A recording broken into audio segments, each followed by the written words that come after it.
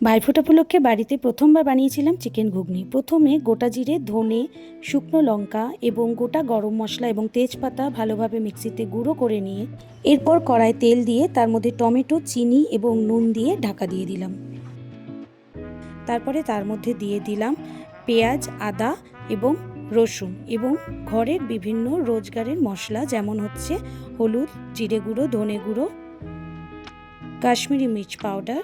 সেটাকে ভালোভাবে কষিয়ে যতক্ষণ না মশলা থেকে তেল বেরিয়ে যাচ্ছে ততক্ষণ ঢাকা দিয়ে দিয়ে কষতে থাকবো। তারপরে তার মধ্যে একটুখানি পেঁয়াজ কুচিয়ে দেবো যাতে আরও টেস্টটা বাড়ে। এবার ভালোভাবে যখন রং চলে আসবে এবং মশলাটা আমার পুরো কষা হয়ে যাবে, তার মধ্যে আমি ছোট করে কাটা আলু এবং চিকেনের কিমা দিয়ে দেবো। সেটাকে আবার কষতে থাকবো যতক্ষণ না সেখান থেকে তেল বেরোয়।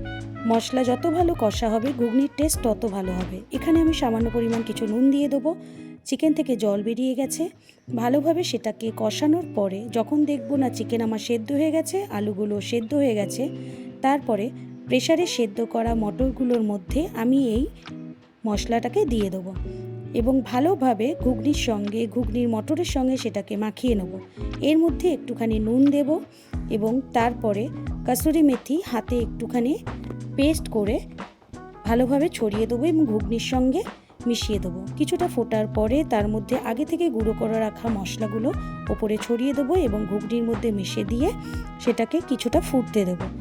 এবার আমাদের ঘুগনির রেডি খাওয়ার জন্য। গরম গরম পরিবেশন করুন। দাদা ভাইরা আমার এই প্রথমবার তৈরি করা ঘুগনিকে খুব ভালো বলেছিল। ধন্যবাদ।